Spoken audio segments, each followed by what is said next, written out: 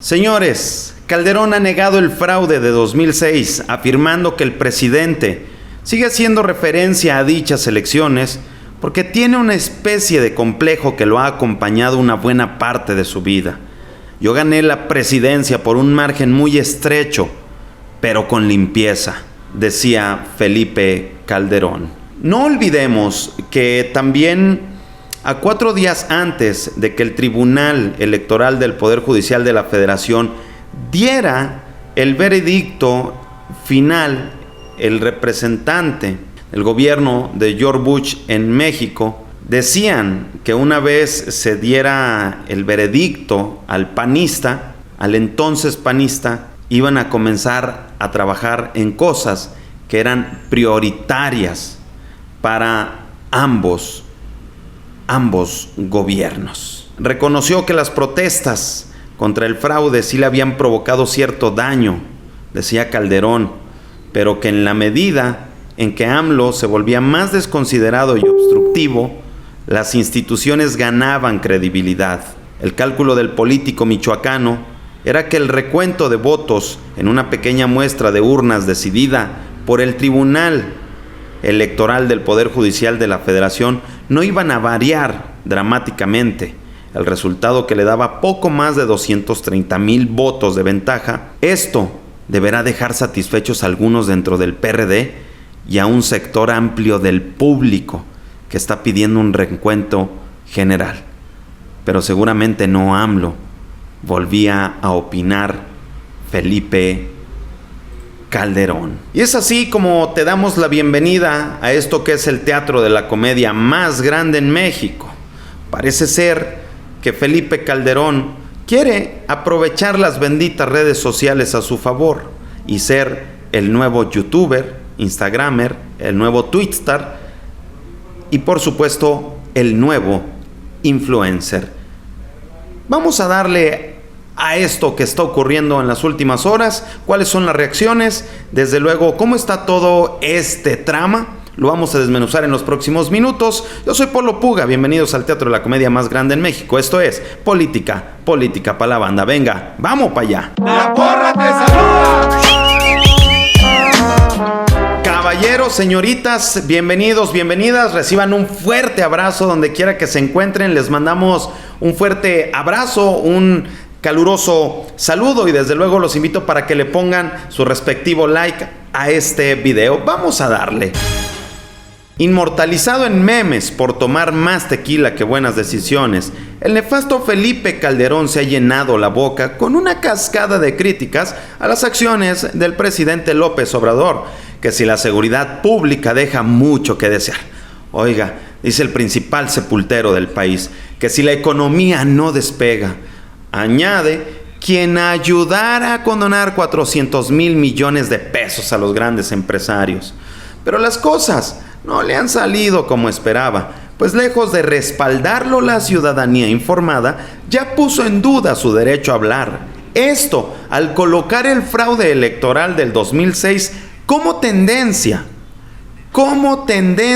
en todas las redes sociales. Te robaste la presidencia, es el mensaje que arde como pólvora y que se activa como recuerdo de uno de los momentos más dolorosos para nuestra democracia. Uno de los videos más populares es el que tiene como protagonista a Roberto Madrazo, candidato presidencial por el PRI en la elección de la vergüenza.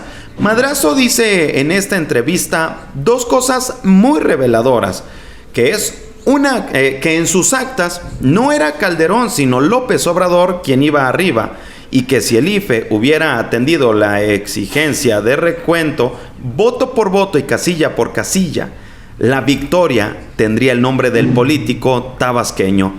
Vamos a escuchar esta declaración que dio en una entrevista. En mis actas, Andrés estaba arriba de Calderón, en mis actas. ¡Uf! ¡Qué revelación, Roberto! En las del PRI, no lo sé. Era una elección sumamente cerrada, Manuel. Yo no sabía, ni tenía la capacidad, porque la votación era muy pequeña, que iba a ser el Instituto Federal Electoral. ¿Iba a haber recuento? Yo le apostaba que hubiera recuento.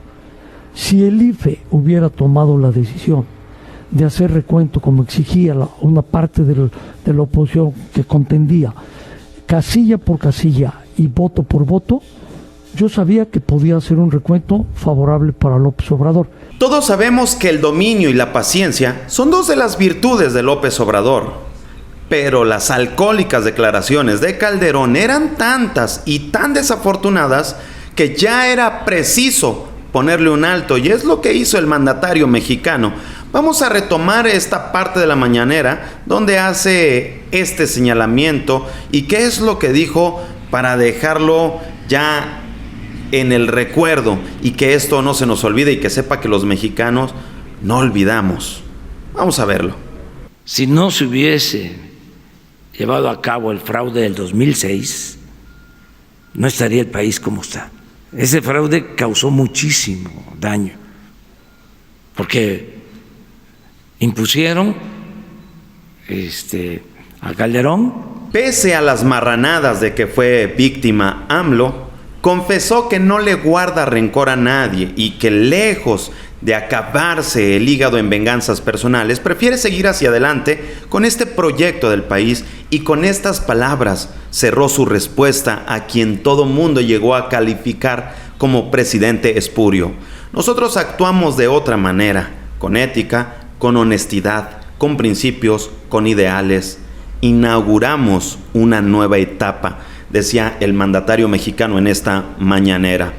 El intento de bronca quedó frustrado con el hashtag Calderón es fraude, dentro del cual le llovieron videos como el de Moreira, que declara que durante su mandato en Coahuila, el recién electo Felipe Calderón ofreció el oro y el moro a todos los gobernadores a cambio de firmar una carta en la que reconocieran su triunfo, dice Moreira. Esto lo dice en un video. Vamos a checarlo. Calderón termina la elección del 2006. Se nos ofreció el oro y el moro para que lo ayudáramos a gobernadores. Se nos pidió que firmáramos una carta obsequiosa donde reconocíamos la semana siguiente a la elección que ese tipo había ganado la presidencia. 2 gobernadores no aceptamos firmarla. Esa carta se publicó, porque si bien mi muy querido amigo Roberto Madrazo no le favoreció el triunfo, también es cierto que el triunfo en el 2006 fue para Andrés Manuel. Veamos una característica que tiene Calderón con Victoriano Huerta, ¿sí? Es un usurpador primero, o sea, llegó a donde no tenía que llegar, porque él no ganó, él lo sabe, ¿sí? Había una presión política en el país, estaba a punto de estallar un movimiento, una inconformidad. Pese a tener al entonces presidente de la República como virtual coordinador de campaña y a los empresarios más poderosos como aliados, Calderón apenas pudo sacar 58 décimas porcentuales de ventaja. Tras una elección tan cerrada y con el IFE negado al recuento de votos, era lógico que la legitimidad del gobierno permaneciera en duda. La estrategia de Felipe Calderón es clara. Quiere regresar a la opinión pública y posicionarse como contrapeso del gobierno a través de México Libre, catalogado por los especialistas como un nuevo partido de ultraderecha. Vamos a recordar lo que escribía recientemente en su regreso a las redes sociales, donde pareciera, como les decía, que hoy en día Felipe Calderón quiere ser el nuevo ídolo de las benditas redes sociales, quiere ser el nuevo influencer del país. Y esto es lo que ponía en esta reaparición. Con una fotografía, el expresidente Calderón anuncia que está trabajando en su nuevo partido México Libre para ser el contrapeso del nuevo gobierno. Con su regreso en su cuenta de Instagram, él decía esto: estoy de regreso en Instagram después de poco más de 6 años de tener mi cuenta inactiva. Sigo trabajando fuerte por México. Mi compromiso sigue igual o más fuerte, porque ahora México nos necesita a todos más que antes. Hoy más que nunca, México necesita de sus mujeres y hombres para encauzar al gobierno hacia el bien común. Empezando por reconstruir su gran contrapeso, la organización ciudadana. Dale a México la bocanada de aire fresco que le hace falta de participación ciudadana. Los invito a participar en MEX Libre. Regístrate en mexicolibre.org.mx. ¿Qué tal, En Morena aciertan al no hacerle el caldo gordo en entrar al juego de descalificaciones, pero también aciertan en mandarlo a callar cuando el caso lo amerita. Recientemente el expanista alcoholizado salió a defenderse en una entrevista radiofónica a la que solo llegó con una palabra como prueba para decir que aquello del fraude, más que a un hecho, obedecía a un complejo personal de López Obrador. Incluso se atrevió a pedirle que se ponga a trabajar en lugar de vivir en el pasado. Según informes de la PGR, durante el sexenio calderonista se registró la escandalosa cifra de un deceso relacionado con el narco cada 30 minutos. El conflicto era mayor que en sitios bélicos como Irak, Pakistán, Yemen y este tipo de países. Datos como este sencillamente no se pueden olvidar ni perdonar. Chéquenlo ustedes mismos. Cifras sumamente llamativas. De verdad, llamativas. Esto es alguna de las reacciones en redes sociales. En el fraude electoral del 2006 participaron empresarios, conservadores, periodistas, presentadores de noticias de radio y televisión, Fox, el PRI y Roberto Madrazo. Son cómplices del robo de la presidencia perpetrado por Felipe Calderón. Calderón usurpador no debe quedar impune. Si de acuerdo, RT, tuiteaba Epigmenio Ibarra. Esta es otra. Además, Felipe Calderón, hay que recordar que en 2006, después de consumado el fraude, la Embajada de Estados Unidos colaboró para incrustarte en Los Pinos, como lo relató el propio embajador. Por eso fuiste un vendepatrias los siguientes 6 años. Y es lo que les comentaba, que a unos días decían que en cuanto se diera el veredicto como a modo de presión política desde el país vecino, pues decían que iban a trabajar en las prioridades del país, ¿verdad? Estas son otras reacciones. Qué hermoso ver a toda la chairiza unida contra el espurio. No lo dejaremos formar su partido. El espurio lleva más de 12 horas tundido en la red por atacar a AMLO e insistir en legitimidad. El presidente Obrador dice que hubo fraude en 2006. Con todo respeto, eso es falso. A pesar de que sus propios datos mostraban que yo había ganado, su conteo rápido lo ocultó y falsamente dijo que ganaba por 500,000 votos. Escuchen a su encuestadora, Ana C. Covarrubias. Nos dicen que le tenemos miedo a Calderón. Pues claro que le tenemos miedo si su gobierno costó miles de personas. Vivíamos en un estado de terror bajo su mandato. Imposible olvidar estas escenas durante el partido de Santos. Ya para cerrar y como conclusión, parte de la riqueza de una sociedad democrática es que alcen su nivel en el debate público, la calidad de las voces que lo encabezan. La ciudadanía mexicana debe cuestionarse si una figura como la de Felipe Calderón cumple los requisitos mínimos de preparación y decencia como para hablarle a los grandes públicos. Nosotros creemos que no es así.